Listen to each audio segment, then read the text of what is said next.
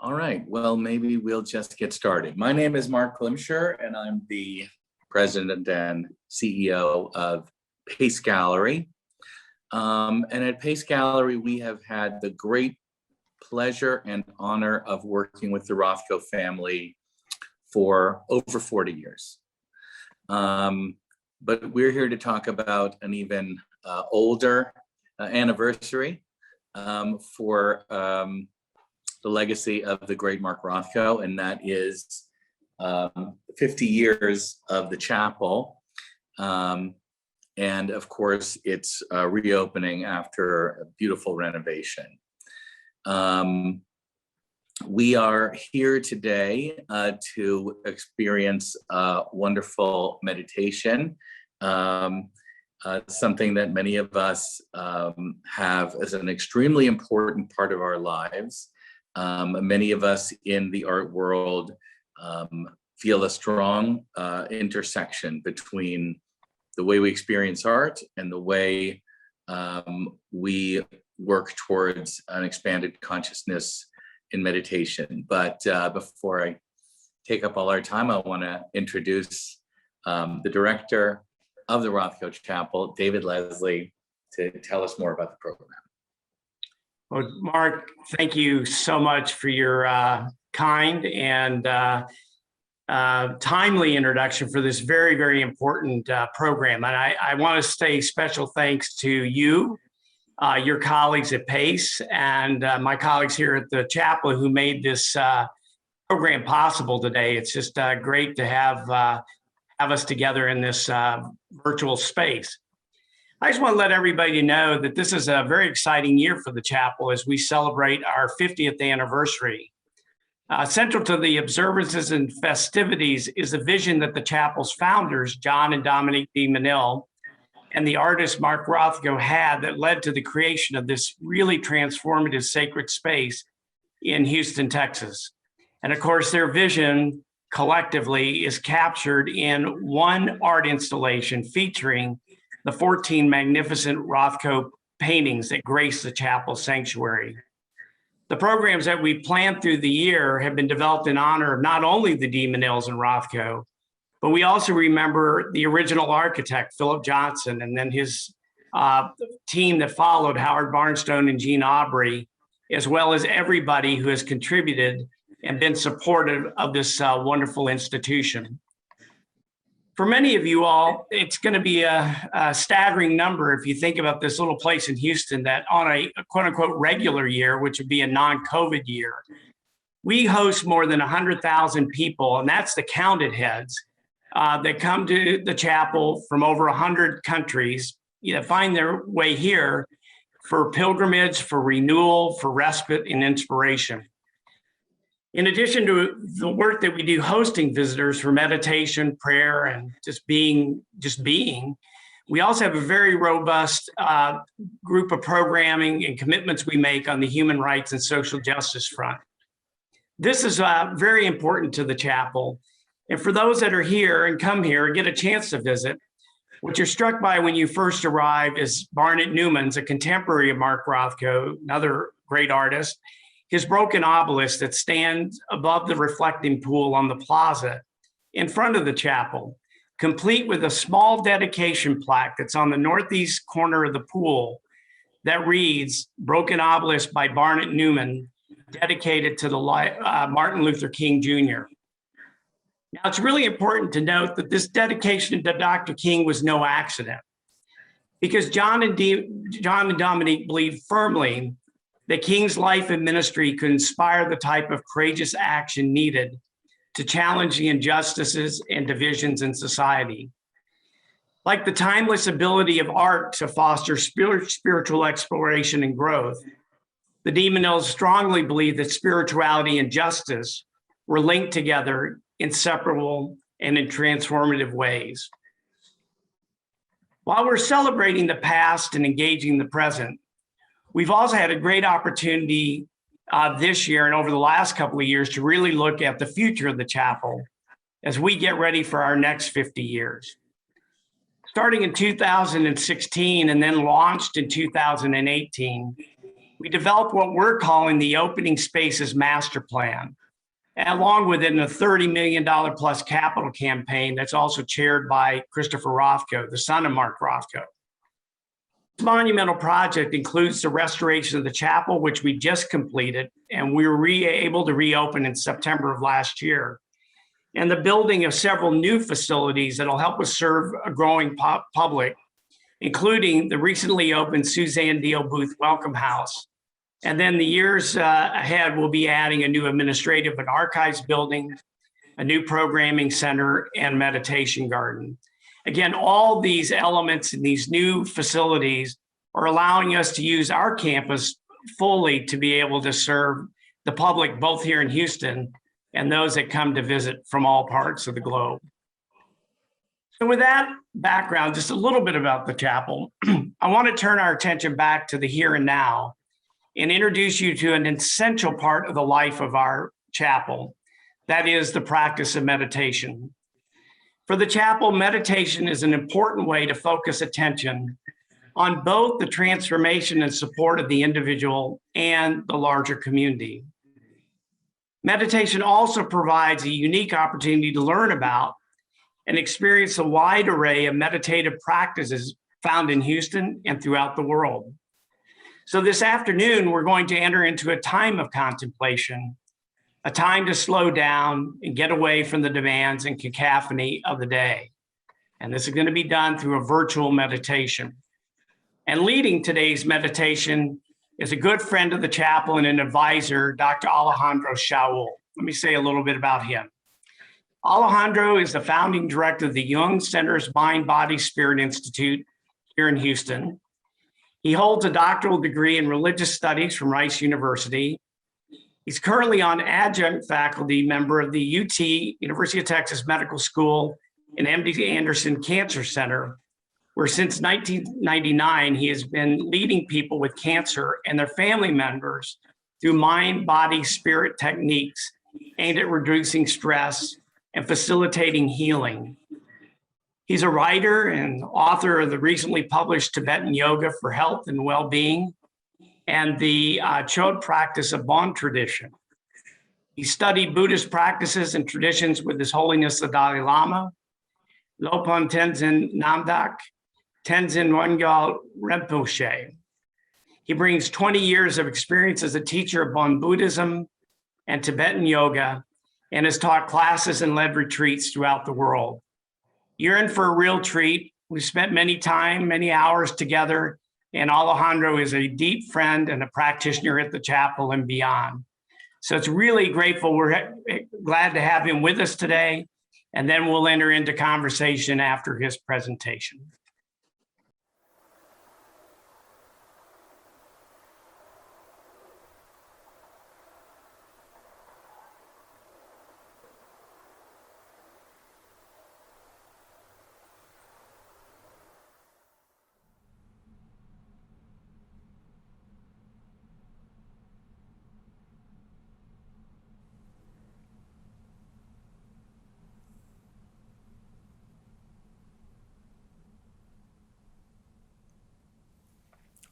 Thank you, Mark. Thank you, David. It's really a pleasure to be in the space of the Rothko Chapel for this program from Pace Gallery and the Rothko Chapel. For me, the Rothko Chapel, it's really a magnificent space, particularly for meditation, but just a space for experience. And it brings me to a quote from Marc Rothko that said that a painting is not a picture of an experience, but it is an experience. And I think that meditation is the same. It's an experience. And a lot of times we like to label it. We like to think about it. We like to say, well, I'm going to meditate for stress reduction. I'm going to meditate doing this and that. Now, meditation also has some aspects that we call method, some aspects that we call wisdom. And in a way, The guidance part could be a method, and then the wisdom is, again, that experience. Sometimes we call that resting. And I think the same when we are in a place like this beautiful Rothko Chapel. We could be walking around, seeing the different Rothko paintings, and we can look closer to one and trying to think maybe what Marc Rothko was thinking while or was experiencing while he was doing it, or what about this brushstroke or that brushstroke? But then you sit in one of the benches and you just sit and be there, both with that particular painting, but with the whole space. And this is such a lovely space that even with the remodeling even better, the lighting, the spaciousness, the paintings, it's really a fantastic space for meditation and for experiencing. I've been very fortunate to be engaged with the Rothko Chapel for many years and being an advisor and really coming here many times. And if you're seeing it from a place around Houston, I invite you to come here. If you're outside of Houston, make a visit to Houston and come here and enjoy that experience. So as we get into the meditation per se, I also want to say something about the meditation experience. A lot of times we want to grasp the experience. I had a nice experience. I want to kind of do it again. Can I remake it? And again, like a painting, when you try and experience, let's say, an apple, and you paint an apple, when you paint that apple, you can't bite it, or you can, but it won't taste the same. So it's the same with experiences. Sometimes they say it's like a rainbow. So the rainbow appears and disappears.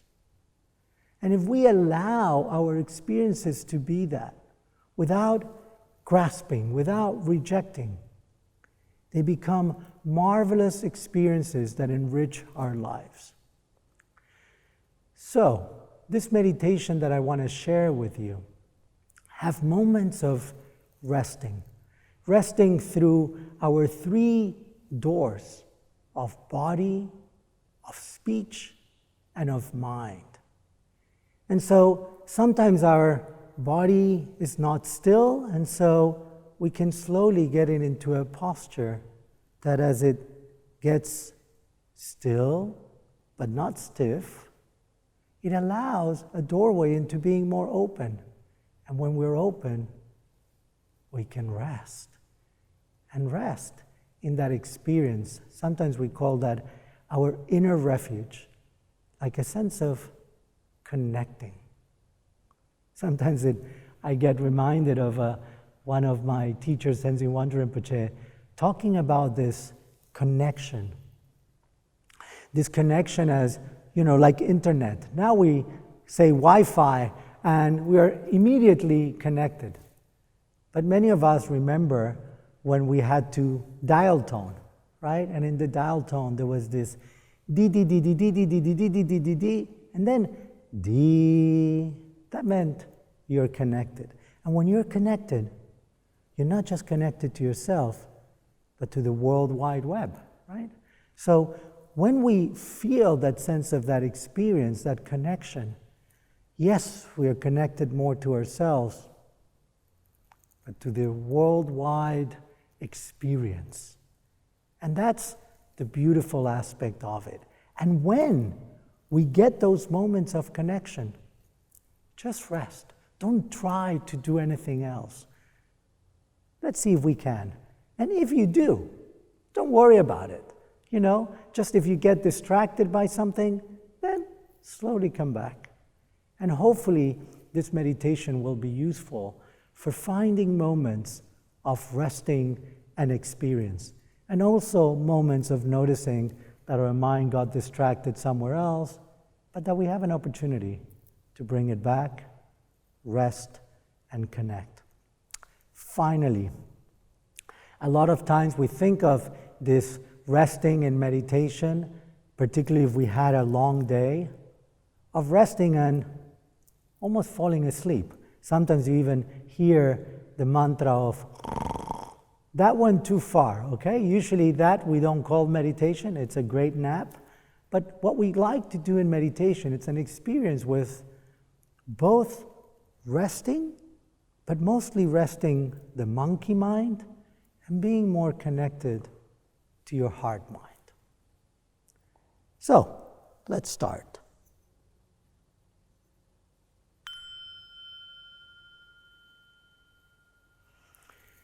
Let that sound invite you to bring your mind inwards and connect to your breath.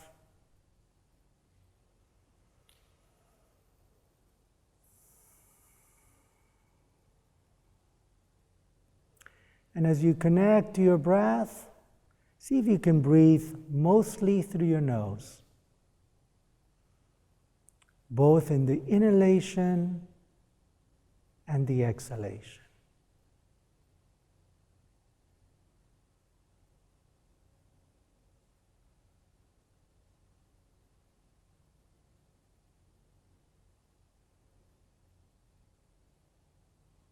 And if your mind gets distracted, gently bring it back to your nose and noticing that breath in and out through your nose.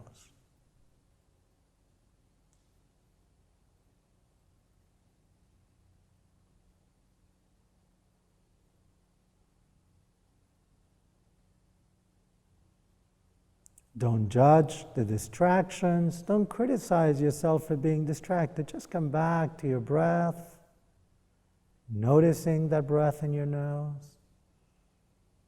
And see if you can start guiding that breath down into your body, and not just into your chest and lungs, but see if you can bring that breath lower towards your abdomen. Maybe bring one hand or both hands right in front of your belly button. And allow that breath to come into your abdomen and expand it, almost like a balloon, as you breathe in and letting go as you breathe out. Breathe in,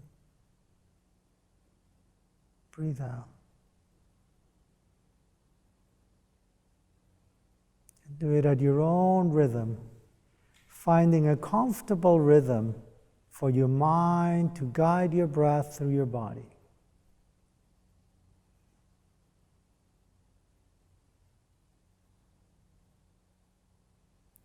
Your eyes can be closed but not too tight, or they can be open looking to the tip of your nose and downwards in a peaceful gaze.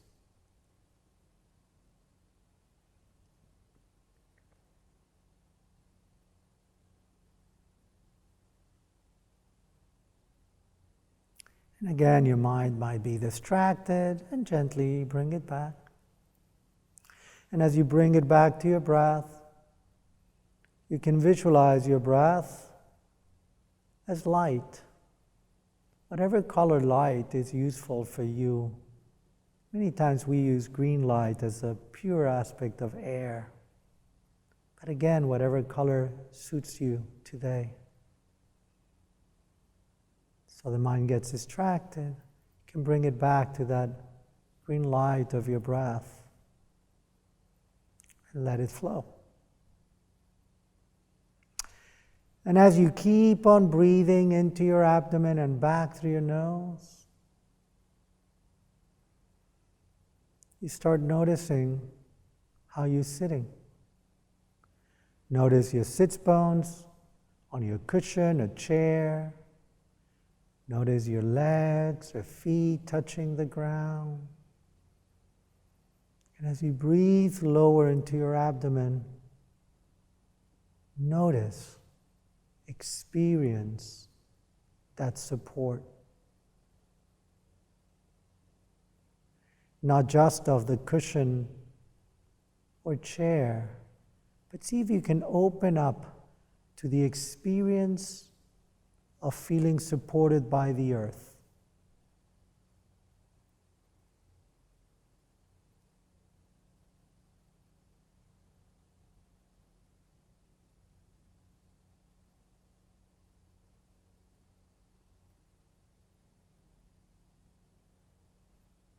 The earth that unconditionally is supporting us all, and wherever we are, Houston, New York, any place in the States or outside, it's supporting us. And we're all interconnected in that way.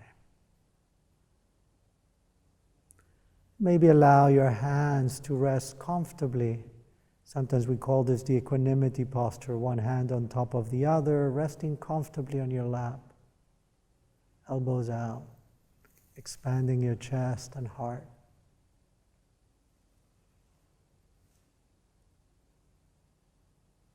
Feeling the support of the earth and of your sitting as you elongate your spine, chest open, shoulders relaxed. And sometimes as we elongate our spine, we can also stretch our arms up, almost like reaching to the sky, to the skylight here. And enjoy that reaching up, that straightening of your spine, and feeling the support of the space. Allowing tensions, wherever they are, to slowly dissolve. Give them permission. Whatever your stress closets are, your shoulders, your waist, your neck, we all have different ones. And just allow them to relax as you slowly also relax your arms again, and just rest them back on that equanimity posture. Or maybe for you it's more comfortable on your thighs or on your knees, whatever is comfortable for you. Just rest. And notice how it feels, having let go of tensions of different parts of the body.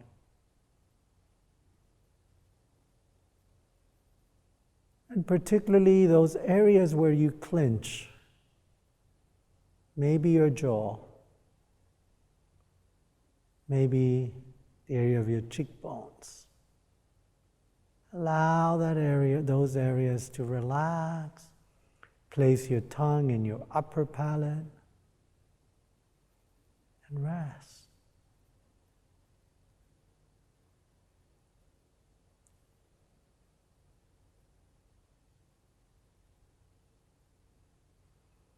Notice that experience of letting go and resting.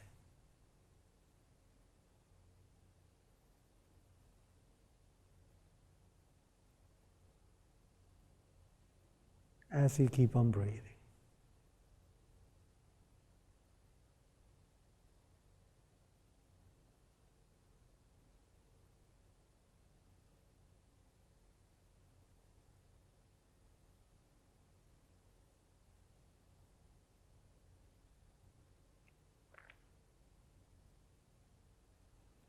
And let any tensions in your eyes to rest, whether they're closed or open. Notice the breath. Notice maybe that green light or whatever color light can bathe your eyes and let go of any tensions. Particularly maybe these days as we spend so much time on the screens. Give them a little break. And again, as you let them rest, notice that experience.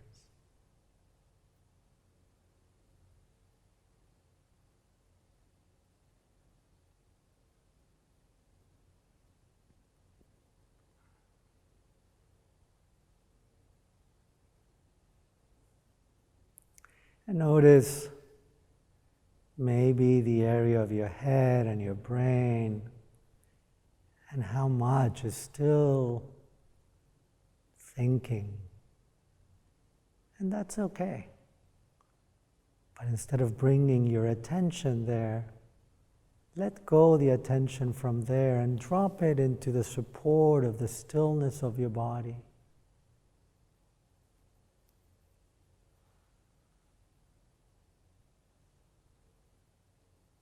Letting your mind be free of having to think. And the less attention you put there, the more opportunity you give it to be free.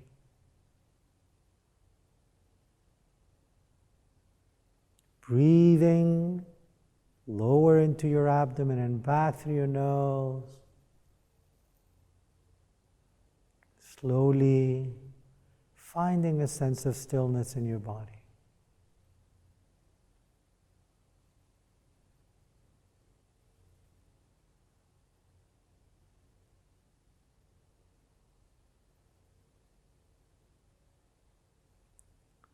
Noticing that in that stillness there might be areas of stiffness, and breathe into them, giving them permission to relax. And as we relax any unnecessary tensions, rest more fully in the stillness of your body.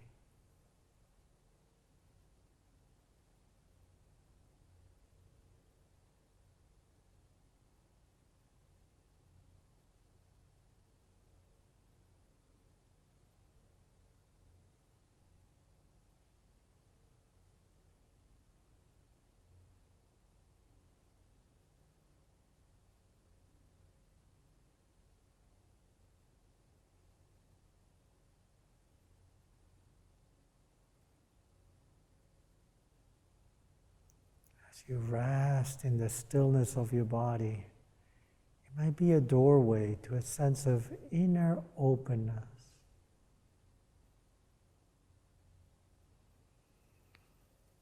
And in that openness, fully rest.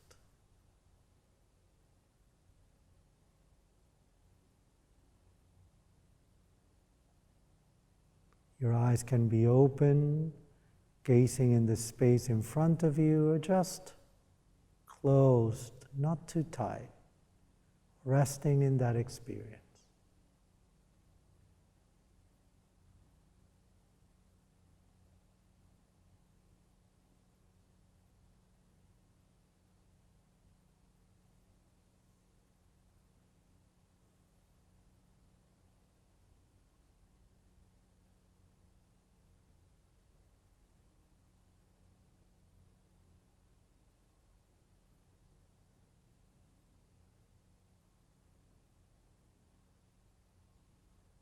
Keep on breathing. Lower into your abdomen and back through your nose as you rest in that experience.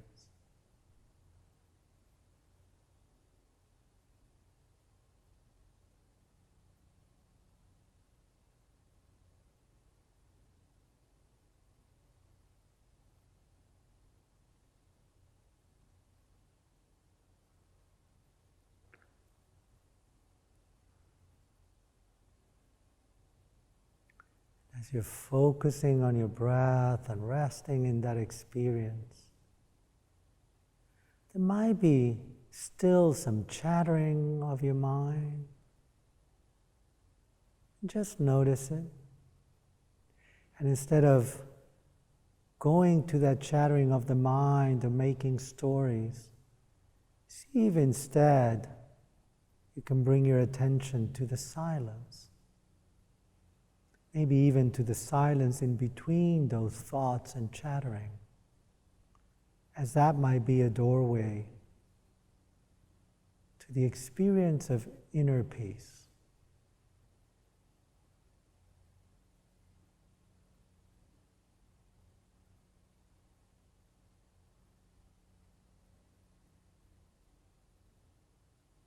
So again, as your mind may be following the inner chattering or external sounds. See if you can bring it to those spaces of silence.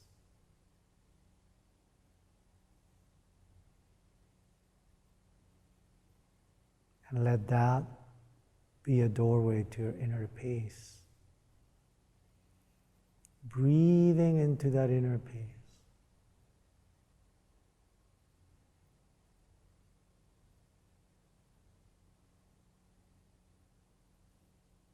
Experiencing that inner peace.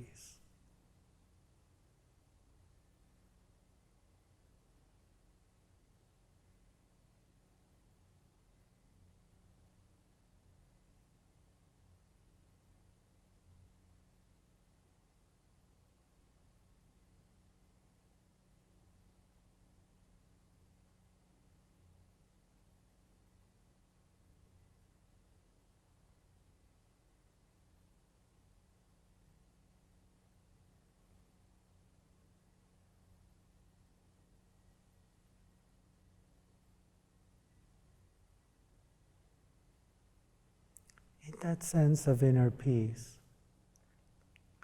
you're giving yourself the possibility for your awareness to rise. Like the sun at dawn, illuminating without bias, just illuminating.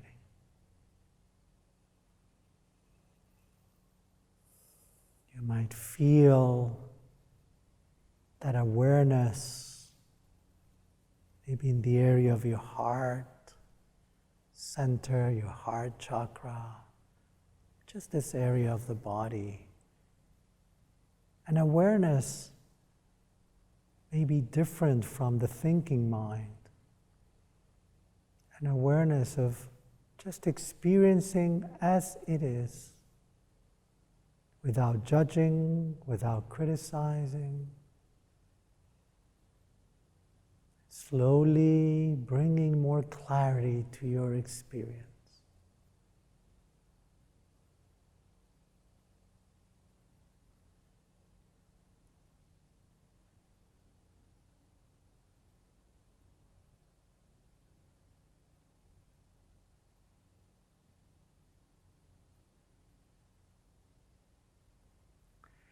And as you feel it in your heart area, notice that area more open.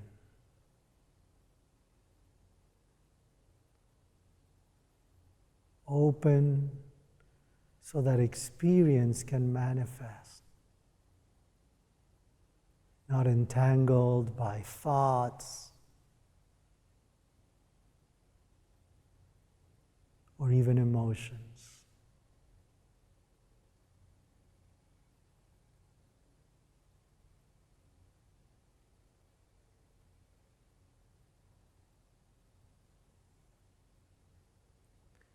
And as you feel that sense of openness of your heart mind, with that awareness like the sun, just illuminates.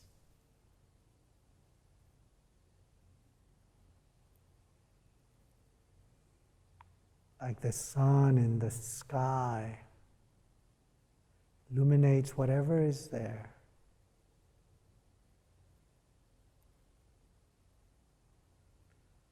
Without grasping, without rejecting. Breathe into that experience.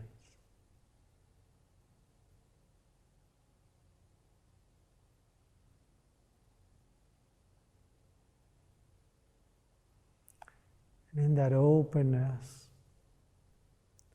allow whatever is there.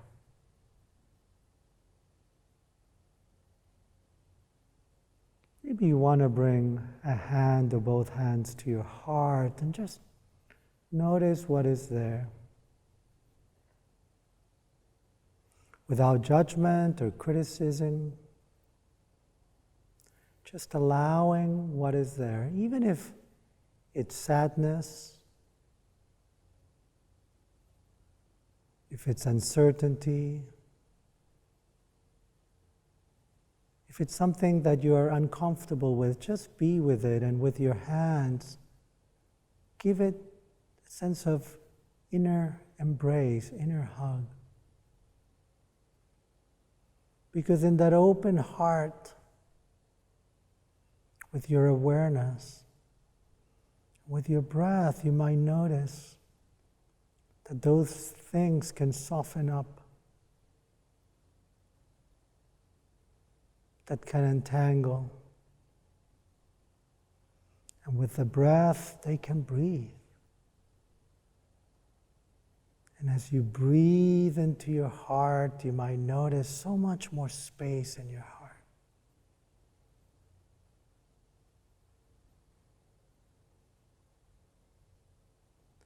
With that space and your awareness like the sun, you can connect to the warmth of all your wonderful qualities. Maybe loving kindness, maybe compassion, maybe joy, maybe equanimity.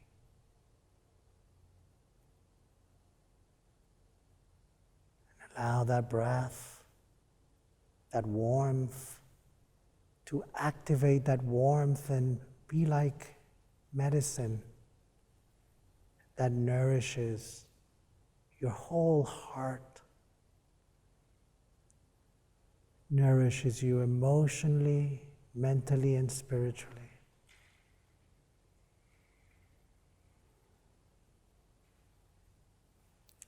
Noticing that experience.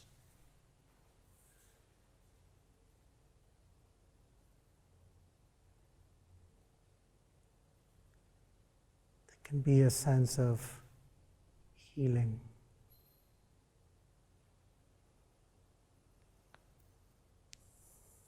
For yourself, as well as open it to others. Meaning, as we say many times, that we share heart to heart with the intention that may all beings lessen their sufferings and find ways to be happy, to be complete. And with that, take a moment that as we close, notice that connection.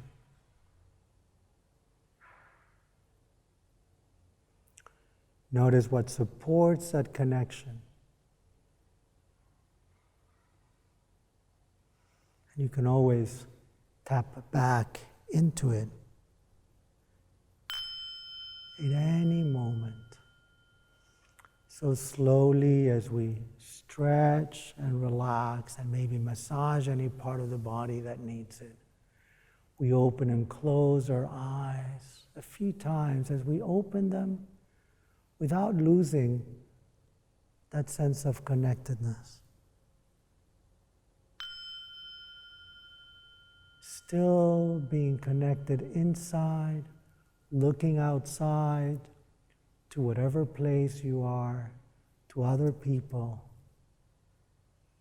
and maybe a sense of gratitude for this moment and for the opportunity of being able to bring it to your life. So the idea is to not just do it when we meditate, but in our everyday life. So thank you for this opportunity, and I invite you again to this beautiful place of the Rothko Chapel. And now I look forward to our dialogue. Thank you. Thank you, Ale. Thank you. Thank you so much. A beautiful meditation. Just what we need during the day. So I think that as we breathe ourselves back out, it's an interesting time to have a conversation about the connection between meditative practice and art, and specifically how institutions play a role in the growth of these practices today, and the growth of the kind of community benefit of meditation. I know at Pace Gallery, we have an active meditating community here, and it's something that we have encouraged. And we just had our afternoon meditation. That's something hard to do in most businesses. But I think, of course, the Jung Center obviously has probably done a lot of thinking about this, as has the Rothko Chapel. What is an institution's role and responsibility in the practice of expanding consciousness?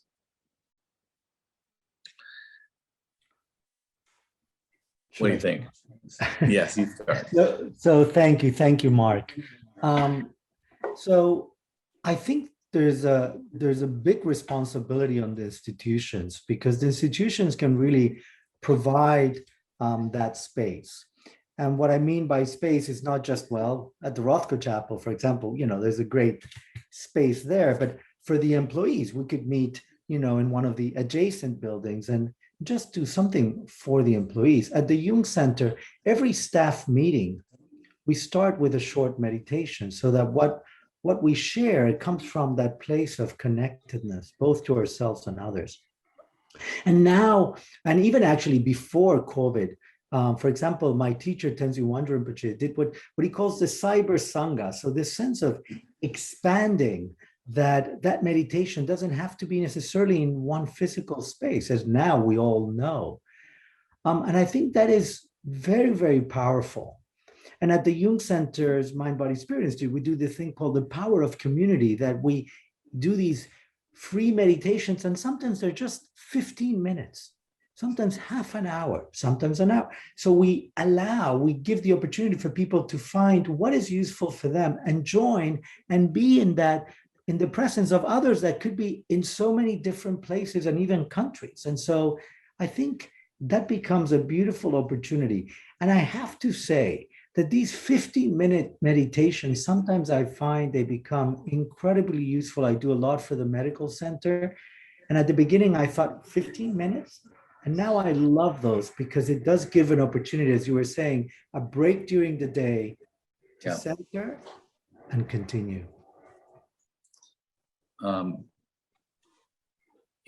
David, obviously you have a very strong meditation program going at the chapel. How does the art world respond to that?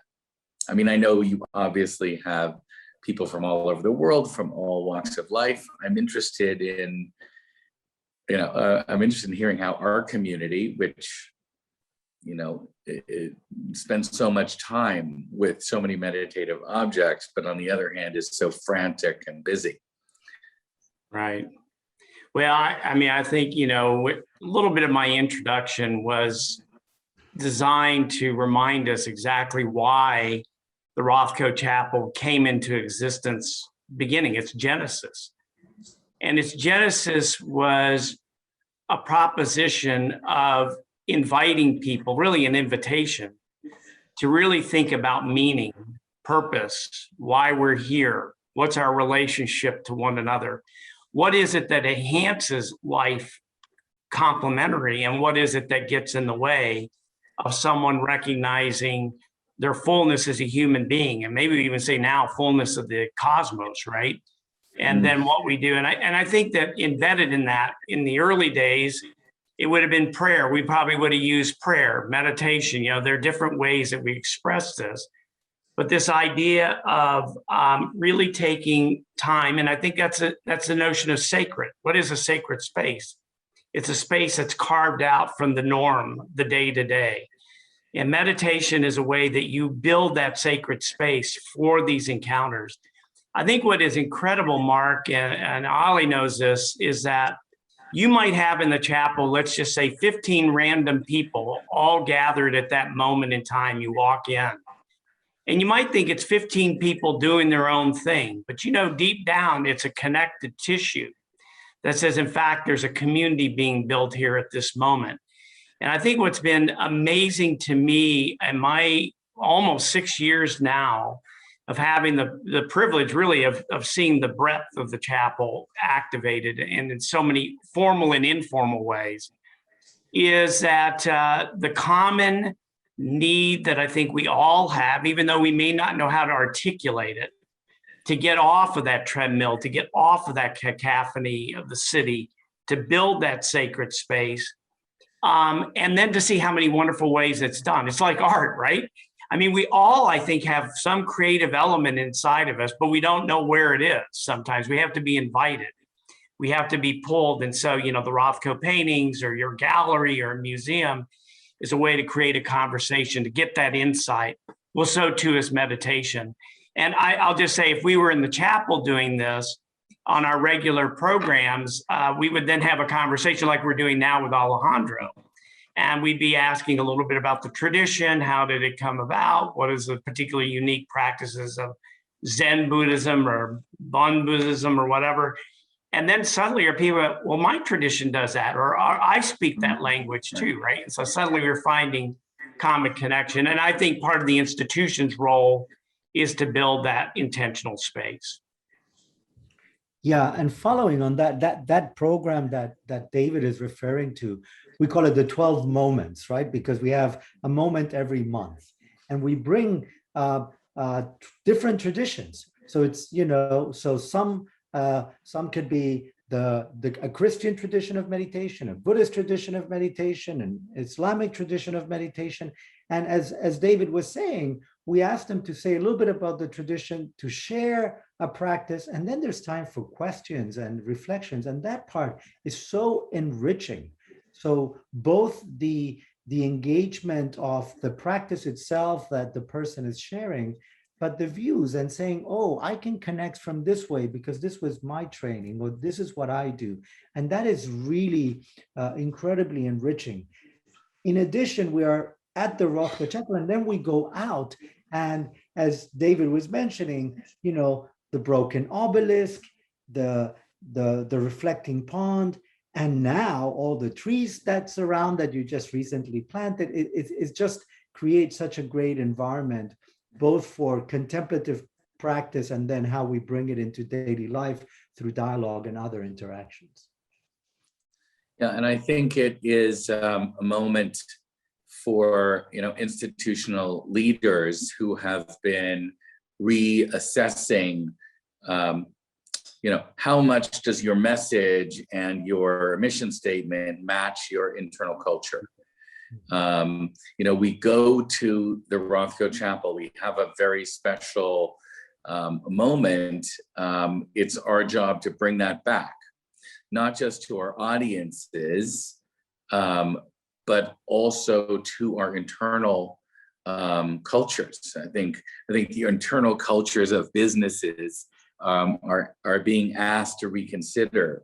You know, oh, we love meditative, contemplative moments, but we work everybody, you know, 10 hours a day, no lunch break, et cetera, et cetera. I think that's another challenge that businesses and institutions are facing, is to try and find that balance, because without it, we're certainly not reaching our potential, and we're not really letting our people reach their potential. I'll say one more thing, one more topic, which is very near to my heart, which is that I think the artists have been telling us this, and we have to listen.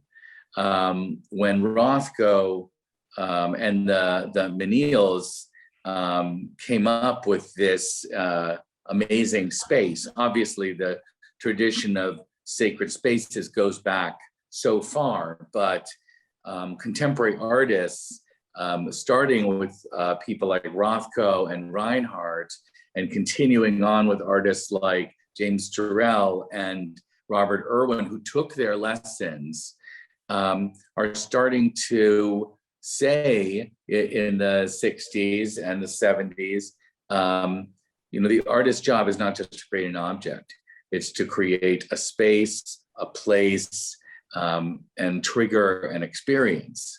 And as we see this evolving in the art world, we have our new initiative, Super Blue, where we're creating just experiential, space for just experiential art. I think we need to remember how prescient Rothko and the Menils were to connect the ideas of contemporary art, abstraction, expressionism to the creation of space where people can reconnect. Yeah. Oh, go ahead, David. Sorry. No, I think it's very it's interesting as we sit on a half century of existence and service here at the Rothko Chapel, how contemporary those ideals that you articulate, Marc, are today. I mean, I think that, in one way, what the Menils were exploring, I think of the canvases in the chapel as icons without imagery, somewhat in iconography, but they're still the same thing. They work in the sense of inviting you into a conversation, but it's not prescriptive. And I think in a world where we're told so much, and it's so much of what we have is being told what you believe, what you should do, it's nice to be able to have a place where you're to some extent the driver of that conversation. You're responsible for that conversation. Now the artist, Rothko definitely had intent, right? He had intent. That's part of the intent. Always. And that's part of his radical intent. And it's very unnerving to a lot of people, right? Because it's a little bit of a void there.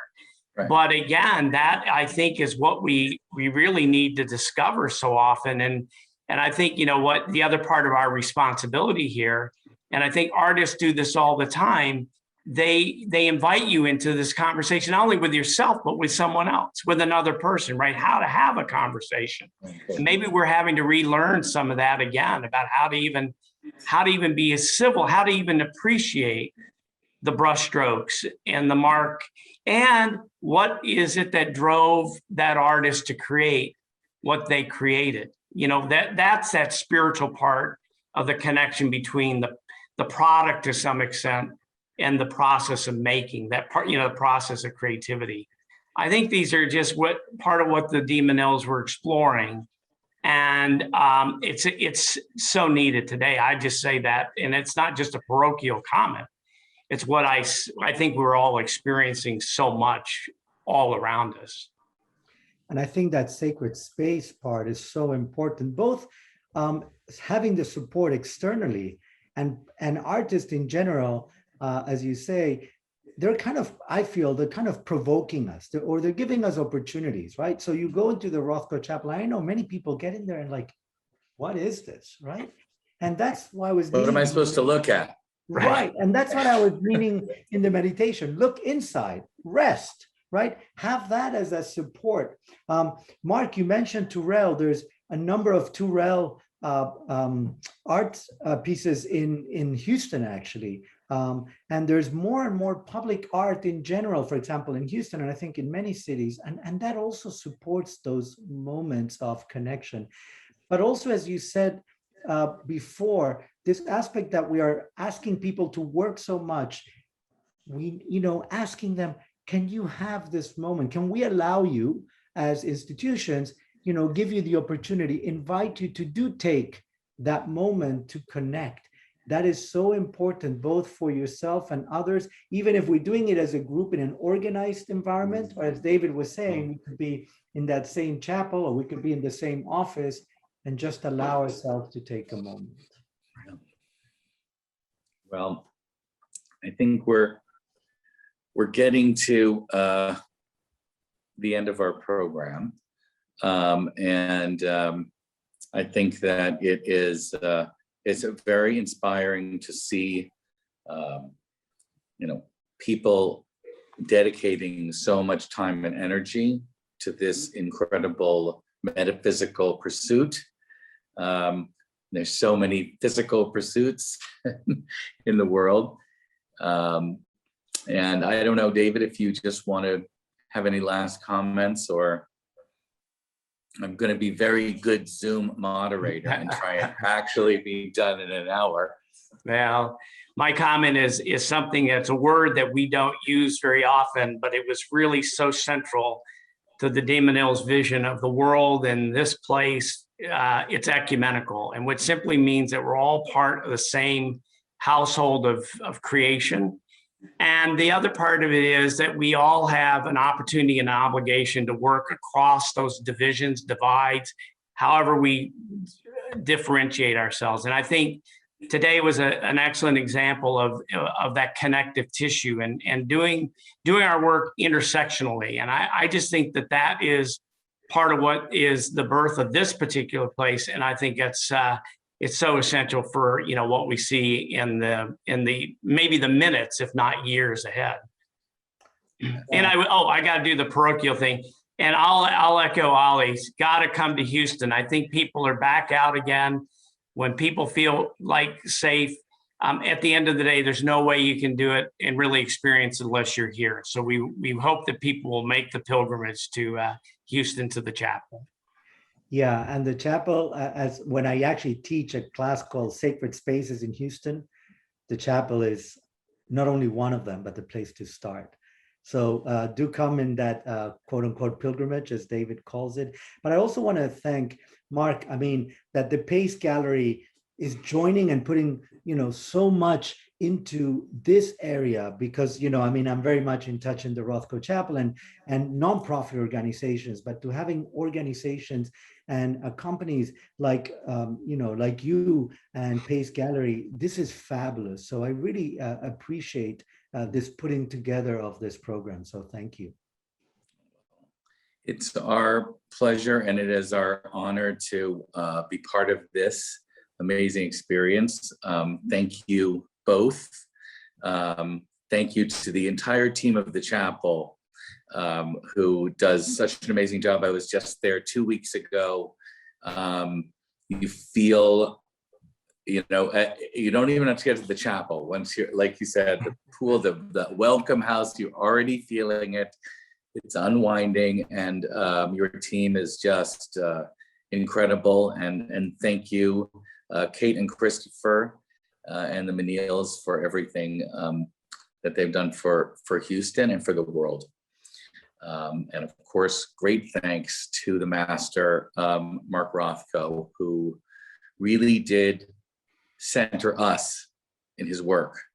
And thank you all. Thank you. And thank you for all the team of Pace Gallery as well. Yeah. Okay. Well, here's to the next Monday meditation. Thank you, everybody. Thank you. Have a beautiful day.